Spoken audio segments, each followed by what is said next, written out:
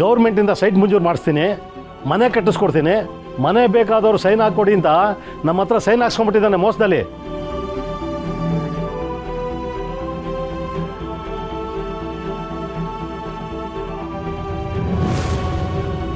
ಸತ್ಯ, ನೀನೇ ನಮ್ಮನ್ನು ಕಾಪಾಡಬೇಕು. ಹೌದೌದು, ಬಾವಿಗೆ ತೆಳೆದವಳೇ ಸತ್ಯ ಅನ್ನೋ ಥರ ಮಾತಾಡಿ ಈಗ ಬಾವಿಯಿಂದ ಎತ್ತೋಕೆ ಸತ್ಯನೇ ಬರಬೇಕು ಅಂತಿದ್ದೀರಲ್ಲ. ಹೇಯ್, ಅವನು ಹೇಳಿದ್ರಲ್ಲಿ ತಪ್ಪೇನಿದೆ ಸತ್ಯ. ಇವರೆಲ್ಲ ಅವತ್ತು ಬಂದು ನಿನ್ನ ಮೇಲೆ ಅನುಮಾನ ಪಟ್ರು. ಅದೇ ಮತ್ತೆ ಏನೋ ನೀನೇ ಕೈ ಹಿಡಿದು ಎಬ್ಬೆಟ್ ಹಾಕ್ಸಿದ್ಯಾ ಅನ್ನೋ ಥರ ಮಾತಾಡಿದ್ರು. ಆದ್ರೆ ಈಗ ನನ್ ಕೈ ಬಿಡ್ಬೇಡ ಸತ್ಯ, ನನ್ ಕೈ ಬಿಡ್ಬೇಡ ಸತ್ಯ ಅಂತವ್ರೆ. ಹೌದಮ್ಮ ಸತ್ಯ, ಮನೆ ಮಠ ಕಳ್ಕೊಬಿಡ್ತೀವಿ ಅನ್ನೋ ಆತ್ರದಲ್ಲಿ ಬಾಯಿ ಬಂದಂಗೆ ಮಾತಾಡ್ಬಿಟ್ವಿ. ಸತ್ಯ, ನಿನ್ನೆ ನಮಗೆ ಮೋಸ ಮಾಡಿದ್ಯಾ ಅಂತ ಹೇಳಲಿಲ್ಲ. ಇದ್ರ ಬಗ್ಗೆ ನಿನ್ಗೇನಾದರೂ ಗೊತ್ತಾ ಅಂತ ಕೇಳೋದಕ್ಕೆ ಬಂದಿದ್ದೀವಿ. ಏನ್ರಪ್ಪ? ಹೌದು ಲಲಿತಮ್ಮ ಆಂಟಿ, ಈಗ ಮೋಸ ಆಗುತ್ತೆ ಅಂತ ನಮ್ ಸತ್ಯಂ ಗೊತ್ತಿದ್ರೆ ಇಷ್ಟೆಲ್ಲ ಆಗಕ್ ಬಿಡ್ತಿರ್ಲಿಲ್ಲ. ಇದೊಂಥರ ಅವಳಿಗೂ ಆಗಿರೋ ಮೋಸನೇ. ಸಾಕು. ಅಲ್ಲ ಸತ್ಯ, ಏರಿಯಾ ಜನರಿಗೆ ಮೋಸ ಆದ್ರೆ ನಿನಗೂ ಮೋಸ ಆದಂಗೆ ಅಂತ ಹೇಳ. ಇಷ್ಟೆಲ್ಲ ಸಮಜಾಯಿಷಿ ಕೊಡ್ಬೇಕಾಗಿಲ್ಲ. ಯಾರ್ಯಾರು ಯಾವ್ಯಾವ ಅರ್ಥದಲ್ಲಿ ಮಾತಾಡಿದಿರ ಅನ್ನೋದು ನನಗೂ ಗೊತ್ತಿದೆ.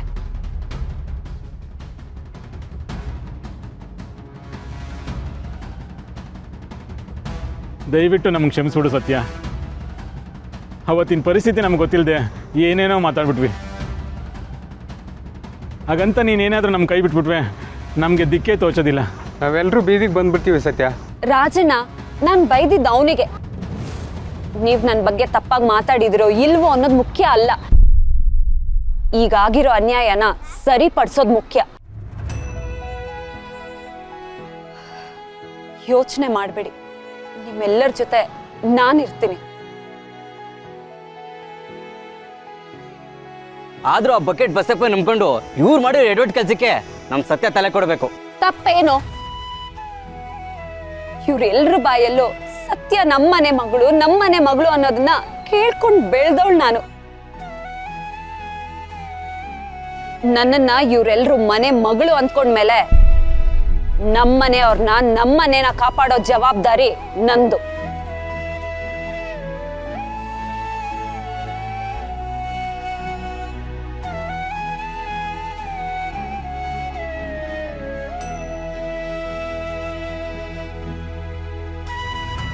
ಸತ್ಯ, ನಮ್ಮನೆ ಮಕ್ಕಳಿದ್ರು ನಮ್ಗೆ ಇಷ್ಟು ಧೈರ್ಯ ಇರ್ತಿರ್ಲಿಲ್ಲ.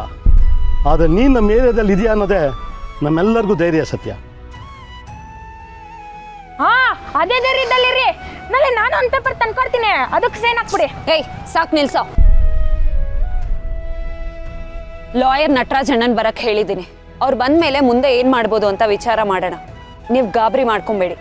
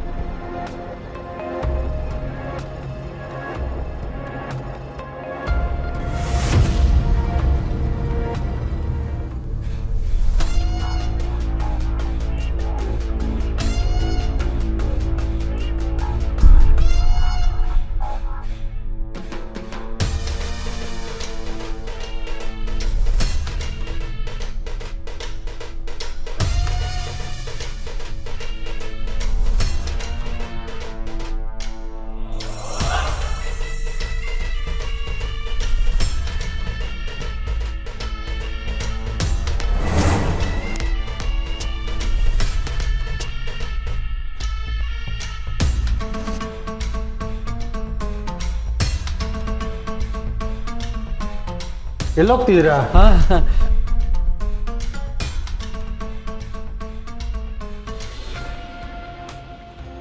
ಅಮ್ಮನವರು ಬರ್ತಾರೆ, ಕುತ್ಕೊಳ್ಳಿ.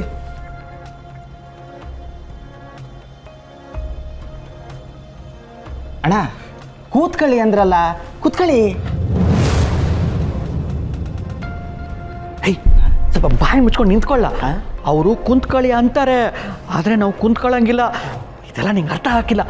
ಚಪ್ಪಗೆ ನಿಂತ್ಕೊ. ಸರಿ ಅಣ್ಣ.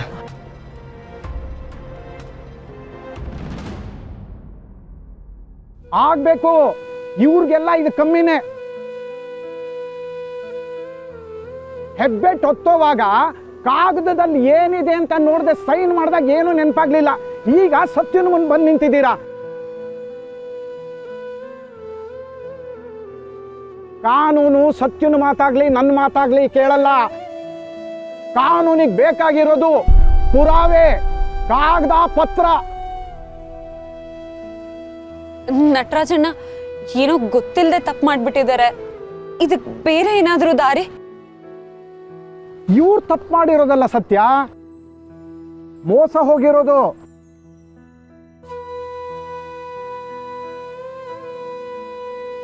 ಇವ್ರು ಮಾಡಿರೋ ತಪ್ಪಾದ್ರೆ ಇವರೇ ತಿದ್ದು ಸರಿಪಡಿಸ್ಕೋಬಹುದು. ಆದ್ರೆ ಇನ್ನೊಬ್ರು ಮಾಡಿರೋ ಮೋಸನ ಅವ್ರನ್ನೇ ತಿದ್ದು ಸರಿಪಡಿಸ್ಬೇಕು. ಅಂದ್ರೆ ನಾನು ಎಲ್ಲ ವಿಚಾರಿಸಿದೆ ಸತ್ಯ. ಡಾಕ್ಯುಮೆಂಟ್ಸ್ ಎಲ್ಲ ಬಸಪ್ಪನ ಕೈಲಿ ಇರೋವರೆಗೂ ಇವ್ರ ಮನೆ ಮಠ ಜಾಗ ಎಲ್ಲ ಅವನ ಕೈಲಿದ್ದಾಗ ಅರ್ಥ.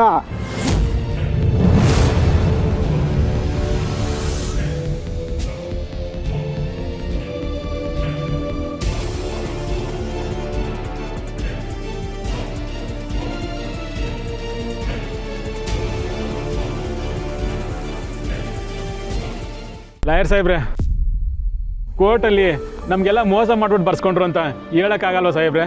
ಹೇಳ್ಬೋದು, ಆದ್ರೆ ನಿಮ್ಮ ಮಾತನ್ನೆಲ್ಲ ನಂಬೋದಕ್ಕೆ ಜಡ್ಜ್ ನಾನು ಅಲ್ಲ, ಸತ್ಯನೂ ಅಲ್ಲ.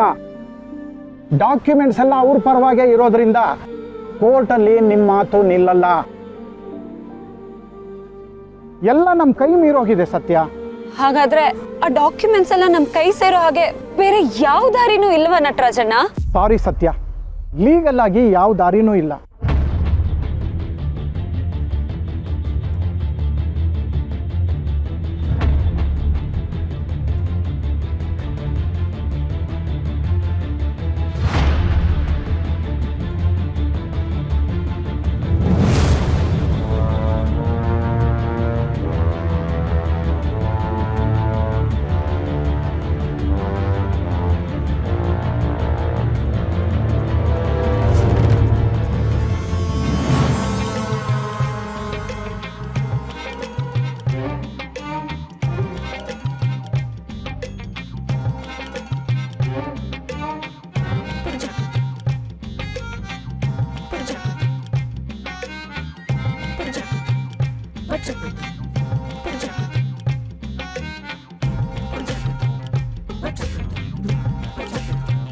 ಹರಸಿ ಆರತಿ ಮಾಡಿ